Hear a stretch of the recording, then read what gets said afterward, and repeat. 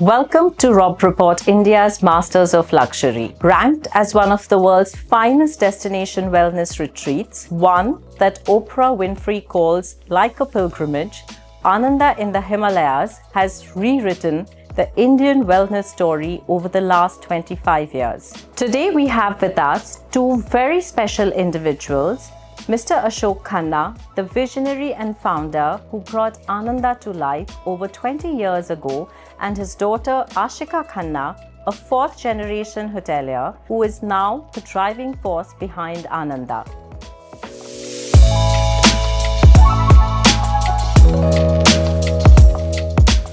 Tell me, when did that tipping point happen, that when you realized that from a resort with a wellness offering, I could well become, a wellness getaway or a wellness retreat? The seeds were always there because from the time we started, he was talking to spiritual, for lack of a better word, gurus. They were looking at the ancient sciences of yoga and Ayurveda, but they didn't know the power that they would bring into the mix. Even though they were all there, and these weren't things that hotels were introducing at all back then. When we sort of had them all in place, they started to sort of come together very powerfully. And I think that's when the transition started to happen, that we saw that, okay, we can make a big change here. I think this is when Aashica came back and Mahesh, both of them brought this whole aspect out. People are looking for wellness and not for just a holiday with a wellness program. I think today people are asking the harder questions like, why am I here? Who am I? What am I here for? Why am I doing this? The sort of spiritual quest, so to speak. And I think India is a treasure in that sense. There's no other country that has the kind of lineage and the culture and the spiritual history that we have. People have always come here to sort of find themselves, and now I think Indians are realizing too that they can find themselves here. And I think that the scriptures actually have all the answers, and so Ananda is sort of perfect place to introspect because we're probing the questions and surrounding people with all that knowledge as well for them to be able to find those answers for themselves. Tell me about people who really have inspired you in your life. In hospitality, my grandfather, Mr. Oberoi, I used to work very closely with him. So he inspired me a lot.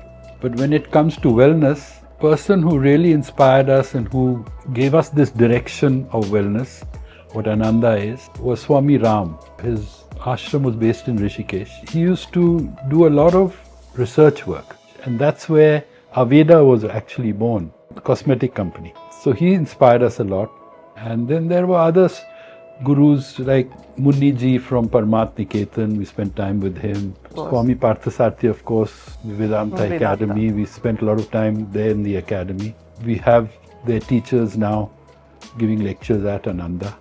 So there were lots of people who did inspire me. Swami Parthasarthi is one of them. I have to say I haven't been exposed to many others. I think what inspires me more than people is actually travel, because I like to go to places that have rich culture and history, because that permeates into the architecture, into the art and the food and the craftsmanship of the place, and that's the kind of thing that really inspires me. Africa, incredibly inspiring and humbling. Many countries in Europe, but I also enjoy going to the beach, so I take off to the Maldives whenever I can. So close, and it's out of this world in so many ways, With regards to the Gen Z travelers and the millennial travelers, of course, you see an increasing interest in wellness even among the youngsters. How does Ananda appeal to them? So I think there's a curiosity that Gen Z has, which I've not really seen in any other generation so far. We took a lot of this for granted,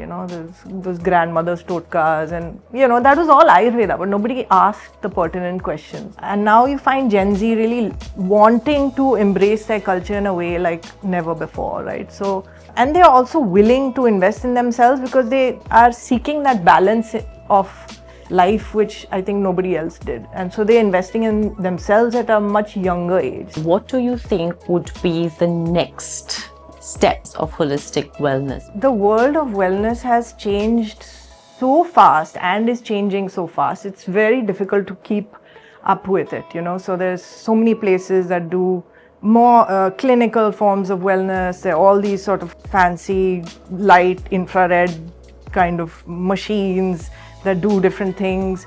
So we've consciously made an effort to not focus on those and lean more heavily on tradition, because that's something that we know that will never change. But at the same time, we look at technology as being a supportive factor in all of the things that we do. It's also because, people, they want immediate results now. Nobody wants to wait. That's what I wanted to understand, how do you kind of address that? Look, it's a matter of time that people realize that wellness is a journey. It's not a one-stop fat farm. It's a lifelong journey, and I think people also do realize that in order for anything to be sustainable, you have to continue it for your entire lifetime. So the human touch is very important, and AI and digital technology complement it but cannot replace it. So most people who come to Ananda want the human touch. When they go to a physiotherapy, they're not very enamored by all the machines that those people use. So we are using less and less machines and more hands. I wanted to understand, how has your personal journey of wellness been? So I started yoga at, I think, the age of 30, when I was still working with the Oberois. My actual wellness journey started when the lease was signed for Ananda with the Maharaja of Teri Garhwal. Then my father and myself, we traveled worldwide, all over the world actually, to look at various destination spas, but came to the conclusion when we came back to India that the therapies and practices were available in India, which have been evolved through generations, were much superior and beneficial. It's amazing.